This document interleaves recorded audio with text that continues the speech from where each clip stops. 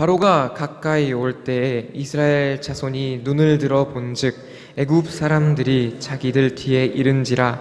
이스라엘 자손이 심히 두려워하여 여호와께 부르짖고 그들이 또 모세에게 이르되 애굽에 매장지가 없어서 당신이 우리를 이끌어내어 이 광야에서 죽게 하느냐? 어찌하여 당신이 우리를 애굽에서 이끌어내어 우리에게 이같이 하느냐? 우리가 애굽에서 당신에게 이른 말이 이르기를 우리를 버려 두라. 우리가 애굽 사람을 섬길 것이라 하지 아니하였더냐? 애굽 사람을 섬기는 것이 광야에서 죽는 것보다 낫겠노라. 모세가 백성에게 이르되 너희는 두려워하지 말고 가만히 서서 여호와께서 오늘 너희를 위하여 행하시는 구원을 보라. 너희가 오늘 본 애굽 사람을 영원히 다시 보지 아니하리라. 여호와께서 너희를 위하여 싸우시리니 너희는 가만히 있을지니라. 아멘. 네, 제가 유초동부 아이들이랑 좀 자주 노는데 아이들을 보면서 느끼는 것 중에 하나가 제 옛날 생각이 많이 났습니다. 제가 그 나이 때 5살, 6살 때 가장 좋아했던 사람이 누구였을까요? 엄마였을까요? 아빠였을까요? 우리에게 지금 있어서, 제 나이에 있어서 가장 좋은 사람, 나를 유익하게 해줄 수 있는 사람이라고 말한다면 저는 몇 가지 말할 수 있을 것 같아요. 제가 공부를 할 수 있도록 도와주는 분, 그리고 제가 올바른 신앙생활을 할 수 있도록 같이 신앙생활을 하는 동역자, 그리고 저를 키워주시는 부모님도 계실 거고, 저를 이제 안전하게 잘 건강하게 지켜주시는 우리 하나님도 계실 것입니다. 그런데 우리 유초동부 친구들과 제 어린 시절, 그리고 여기 계신 모든 여러분들의 어린 시절을 생각해 보시면 그 나이 때 가장 좋은 사람은 이런 분들이 아닐 것입니다. 가장 좋은 분들은 과자 주는 사람입니다. 과자를 주면 그렇게 좋아해요. 그래서 제가 어릴 때 부모님이 과자를 거의 안 사주셨는데 어느 날 삼촌이 이제 명절에 인사를 하러 오셨어요. 삼촌이 그때 이제 해태를 다니셨는데, 해태에서 근무하셨는데, 이제 저희 3남매거든요. 누나, 저, 남동생이 있는데 한 명씩 이만한 상자에다 과자를 가득 채워서 오셨습니다. 그 모습을 봤을 때 제 기분은 영웅 그 자체였어요. 부모님보다 삼촌이 더 멋있어 보였습니다. 그리고 그 이미지가 너무 강해서 지금 삼촌을 봐도 너무 멋있어요. 그때의 그 모습이 아직도 눈에 선합니다. 이렇게 아이들은 과자를 주는 사람을 제일 좋아해요. 왜냐? 그 당장 내 앞에 보이고 그것이 내 입에 달기 때문입니다. 그런데 이게 우리의 신앙생활이 되면 조금 문제가 발생하더라고요. 우리가 신앙생활을 하다 보면 당장 눈앞에 있는 것에 눈이 가려져서 그 뒤를 못 볼 때가 너무나 많습니다. 당장의 달콤한 것에 눈이 멀어서 진짜 우리가 의지해야 될 것을 의지하지 못하고 당장 눈앞에 어려움이 있어서 눈이 가려져서 그 뒤에 있는 하나님의 시선을 우리가 볼 수 없는 그러한 상황들이 너무나 자주 우리에게 닥칩니다. 이스라엘 오늘 본문 말씀에서도 똑같은 상황이 발생해요. 이스라엘이 이제 하나님의 애굽에서 이스라엘을 끌고 나오셨어요. 그들에게 있어서 하나님이 어떤 분이셨을까 상상을 했을 때 출발할 땐 엄청 기쁜 마음으로 출발했을 것 같아요. 왜요? 그들이 이제 종생활에서 벗어났고 맨손으로 나온 것도 아닙니다. 온갖 좋은 것들을 다 끌고 나왔어요. 근데 막상 어려움이 눈앞에 닥치니까 이 어려움이 그들의 힘으로 해결할 수 없다 판단되자 바로 태도가 바뀝니다. 불평불만을 하기 시작해요. 어찌하여 우리를 애굽에서 끌고 왔느냐? 우리가 저들의 칼에 맞아 죽는 것보다 애굽에서 죽는 것이 더 낫지 않겠습니까? 라며 불평을 합니다. 그런데 사실 이렇게 불평을 하는 게 우리는 알죠. 이렇게 불평을 해서 안 된다. 압니다. 왜요? 성경을 결과를 아니까. 근데 우리가 만약에 이 이 뒤를 모르는 상태로 우리가 현장에 있었다? 제가 이 현장에 있었다? 제가 불평을 누구보다 앞장서서 했을 것 같아요. 왜냐면 저는 군대에 있을 때 야전에 나가서 훈련할 때가 있는데 엄청 덥고 습하고 모기도 많고 그런 훈련이었습니다. 근데 사실 때 되면 쉬게 해주고 때 되면 밥 주고 때 되면 재워주는데 얼마나 불평불만을 많이 했는지 몰라요. 마음속으로. 입으로도 불평불만을 했습니다. 그런데 그렇게 때 되면 알아서 해준다는 걸 아는데도 그렇게 불만을 가진 제가 그런 큰 어려움이 닥쳤을 때 불만을 안 갖는다? 아니요, 저는 누구보다 앞장서서 불만을 가졌을 것 같아요. 근데 조금만 돌아보면 이스라엘이 불평불만을 하지 않을 수도 있었어요. 왜요? 이스라엘이 그 나오는 과정 중에 하나님의 기적을 최소한 10개를 눈으로 보고 나왔기 때문에 그 기적을 기억했다면, 하나님의 은혜를 기억했다면 불평불만을 할 게 아니라 그들은 그 자리에서 해야 할 일을 했을 것입니다. 해야 할 일이 무엇이었을까요? 하나님께서 모세에게 말씀하십니다. 보라, 내가 오늘 너희를 위하여 행하시는 구원을 보라. 너희가 오늘 본 애굽 사람을 영원히 보지 못하리라. 하나님께서 우리의 어려움을, 우리가 하나님께 엎드려서 하나님께 어려움을 내어드리면 하나님께서 이 어려움이 다시는 내 눈앞에 오지 않도록 무찔러 주시겠다고 약속하셨는데, 말씀하셨는데, 이스라엘이 그 자리에서 무릎 꿇고 순종하며 기도하며 나아갔을 때 이렇게 응답해 주셨을 것인데 불평불만을 해요. 근데 이들의 불평불만이 여기서 멈출까요? 아니요. 홍해를 건너서도 계속됩니다. 배고플 때 불평불만하고, 목마르면 불평불만하고, 심지어 이제 가나안 땅 이제 문턱만 넘으면 되는데 그때조차도 불평불만합니다. 왜요? 눈앞에 있는 어려움에 눈이 가려서 그 뒤를, 하나님의 시선을 갖지 못했기 때문입니다.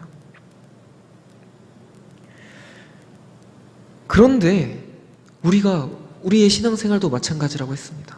우리에게도 알 수 없는 어려움들이 종종, 때때로, 수시로 찾아오는 것 같아요. 이게 왜 찾아왔는지도 모르겠어요. 내가 잘못해서 그랬나? 내가 하나님 앞에 죄를 지어서 벌을 받고 있나? 왜 나에게 이런 어려움이 찾아왔을까? 이해하지 못하는 어려움들이 옵니다. 사람을 통하여서도 어려움이 오고요. 물질에 통하여서 어려움이 오고요. 건강, 자녀, 많은 것들을 통하여 돈으로도 우리에게 어려움이 와요. 그때 우리가 뭘 해야 되냐? 엎드려 기도하는 것. 우리 한국의 역사를 봐도 일제강점기 때 우리 교회가 했던 게 무엇이었을까요? 한국 교회가 했던 게 무엇이었을까요? 주님 앞에 엎드렸습니다. 압제하는 그들과 맞서 싸우기보다, 같이 총칼 들고 싸우기보다 먼저 주님 앞에 엎드렸습니다. 내가 주님 앞에 죄를 저질렀습니다. 주님이 나를 구원해 주신다 했는데 나는 도무지 구원받을 수 없는 죄인입니다. 라며 회개하며 주님 앞에 엎드렸습니다. 그렇게 회개 기도가 일어나자 하나님께서는 우리나라를 불쌍히 여기셔서 일으켜내셨습니다. 그런데 우리에게 또 다른 큰 어려움이 와요. 남북전쟁이 닥칩니다. 남북전쟁이 끝나자 우리나라는 세계에서 제일 못 사는 나라가 됐어요. 그때 우리 한국 교회는 뭐 했냐? 기도했습니다. 회개의 기도를 했어요. 주님 앞에 회개하며 나아갔습니다. 그러자 하나님께서 역시 우리나라를 불쌍히 여기사 우리나라를 다시 일으켜 주십니다. 한강의 기적. 그리고 우리나라가 다시 이렇게 힘듦에 극복했을 때 또 어려움이 찾아와요. IMF. 이때 한국교회 뭐 했냐? 기도했습니다. 전 세계 역사를 봐도 기도한 이유로 목숨 걸고 기도한 자들은 하나님께서 결국엔 일으키세요.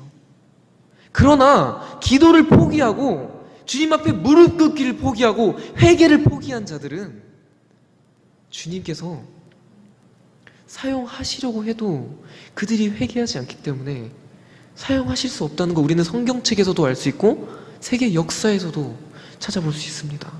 그런데 우리가 개인적인 신앙의 문제로 가지고 와서 내 앞에 알 수 없는 어려움이 닥쳤을 때 주님 앞에 무릎 꿇고 나아가고 싶은데, 주님 앞에 무릎 꿇고 회개로 나아가고 싶은데 쉽지 않아요. 악한 권세자들은 가만히 두질 않습니다. 왜요? 가만히 두면 하나님께서 이 자를 반드시 들어쓰시기 때문에 그걸 용납하지 않습니다. 그래서 이런 마음을 줍니다. 하나님께서 너를 떠나셨잖아. 너 버리셨잖아. 그래서 너가 이렇게 고통받잖아. 아니, 너 기도해도 하나님께서 사랑하지 않으시니 너의 기도를 받으시지 않으셔. 아니요, 하나님께서 한 번도 우리를 떠나신 적이 없어요. 한 번도 사랑하지 않으신 적이 없고요. 예수님이 이 땅에 오셨는데 이 땅에 오셔서 감당하지 않아도 될 고난을 감당하시고 십자가에 달리셨는데 왜 오셨어요? 우리가 의의가 나타나서, 우리가 잘나서, 우리가 사회적 지위가 높아서? 아니요, 죄인된 우리 때문에, 죄인된 나 때문에, 아직 죄인된 나, 아직 사망의 굴레에서 벗어나지 못한 나, 그 나를 위하여 예수님께서 이 땅에 오셔서 십자가에 달리셨습니다. 왜요? 이것만 내가 감당하면 내가 하늘 보좌에서 얻는 기쁨보다 내가 이것만 감당하면 나의 자녀가 이제 하나님께로 돌아오는데 그 기쁨이 그 보좌에서 얻는 99가지의 기쁨보다 더 크기 때문에 한 영혼이 돌아오는 걸 그분의 사랑으로 결코 포기하지 못하시는 그 사랑 때문에 십자가를 지셨어요. 하나님은 우리를 한 번도 떠난 적이 없고요, 한 번도 사랑하지 않은 적이 없습니다. 그래서 우리가 기도할 수 있는 거예요. 근데 그래도 우리의 기도를 방해합니다. 어떻게요? 너가 기도를 한다는데 너는 결코 용서받을 수 없는 죄인이야. 주님의 보혈로도 그 세상의 어떠한 걸로도 너는 용서받을 수 없는, 씻을 수 없는 죄를 지은 큰 죄인이야. 그러니 너의 기도는 합당치 않아. 너의 기도는 의미 없어. 이렇게 자꾸 우리 마음에 시험을 줍니다. 그럼에도 우리는 이 합당치 않은 믿음, 합당치 않는 기도를 끝까지 해야 되는 거예요. 왜요? 하나님이 나를 결코 포기하지 않으실 걸 알기 때문에. 내 마음 가운데 아무리 하나님이 나를 사랑하지 않는다는 유혹을 줘도 하나님이 나를 사랑하신다는 사실은 결코 변하지 않기 때문에, 그분의 사랑은 모든 것을 덮고도 남기 때문에, 그렇기 때문에 우리는 끝까지 기도해야 됩니다. 우리가 끝까지 기도하는 대상은 오직 예수 그리스도예요. 우리가 하나님께로 돌아갈 수 있는 방법은 십자가 말고는 다른 길이 아무것도 없습니다. 왜요? 하나님께서 그 길 말고 우리에게 주신 게 없기 때문에. 그렇기 때문에 우리는 오직 그리스도를 믿어야 합니다. 만약에 나의 구원에 오직 그리스도가 아니라 단 한 조각의 모래 알갱이만한 나의 노력이나 나의 열심이나 나의 의가 들어간다면,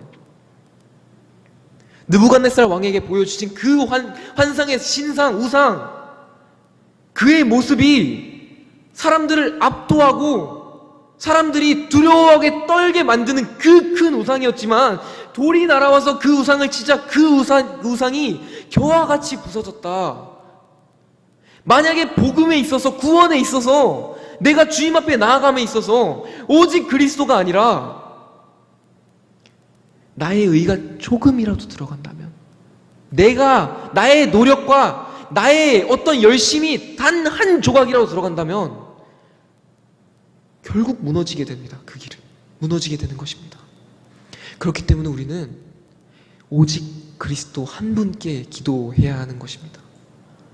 우리가 오직 그리스도 한 분께 기도했을 때 주님께서는 저 뒤에서 우리를 압박해오는 애굽의 철병거들을 무찔러 주실 것이고, 우리가 광야로 나아가야 할 바다의 길을 열어주실 것이고, 광야로 나아갔을 때 낮에는 구름 기둥으로, 밤에는 불 기둥으로 우리가 가야 할 그 약속의 땅으로, 젖과 꿀이 흐르는 그 가나안으로 인도해 주실 것입니다. 그리고 우리가 그 믿음을 가지고 살 때, 오직 그리스도로 말미암아 살 때, 우리가 오직 그리스도를 믿는, 아무리 나에게 합당치 않는 믿음이라 유혹하고 나를 낙심시켜도 그 합당치 않는 믿음, 합당치 않는 기도 때문에 내가 오직 그리스도를 믿으니 내가 결국 주님 앞에 나아갈 수 있는, 주님 부르시는 그날에 내가 주님 품에 안길 수 있는 그러한 은혜가 우리에게 허락되는 것입니다. 구원은 오직 그리스도 한 분께 있습니다. 이스라엘이 의지해야 될 것은요, 그 손에 있던 금은 보화도 아니고 어떠한 지형적 요건도 아니고 그 사람의 크기도 아니었고요, 오직 하나님께 엎드렸어야 됐습니다. 우리도 마찬가지예요. 우리가 지금 엎드리지 않으면, 우리가 지금 회개하지 않으면, 우리는 지금은 편할지 모릅니다. 지금은 잘 될 수도 있어요. 그러나 우리가 먼저 주님 앞에 나아가지 않고, 주님 앞에 엎드리지 않고 회개하지 않으면, 우리가 먼저 오직 그리스도께로, 그 오직 그리스도 한 분의 그 믿음을, 신앙을 갖지 않으면 다음 세대는 기대할 수가 없습니다. 지금 우리가 무릎 꿇고 기도함에 있어서 우리 다음 세대가 므낫세 왕이 될지 사무엘이 될지 지금 우리의 행동에 달려 있습니다. 아무리 합당치 않는 믿음과 합당치 않는 기도라 하더라도 오직 주님 한 분만을 믿고 기도로 나아가서 승리하시는 우리 사랑하는 동산교회 여러분이 되셨으면 좋겠습니다. 우리가 주님 앞에 나아갈 때 하나님께서는 자비를 베푸시며 그 자비 자체이시고, 우리가 믿음으로 기도하며 나아갈 때 주님은 우리를 기뻐하십니다. 그리고 우리에게 그 믿음을 잃지 않고 끝까지 노력하여 갔을 때, 사랑하는 나의 자녀야, 내 믿음이 크도다 라고 우리에게 위로해 주실 것입니다. 다 같이 기도하시겠습니다. 주님, 제가 주님 앞에 나아감에 있어서 내가 눈앞에 있는 어려움에, 내가 이 어려움에 주님을 바라보지 못했습니다.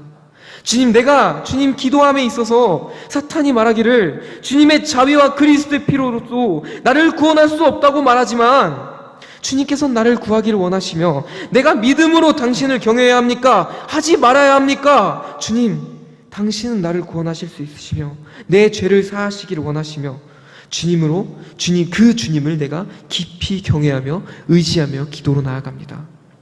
살아계신 하나님께 예수님의 이름으로 기도드렸습니다. 아멘.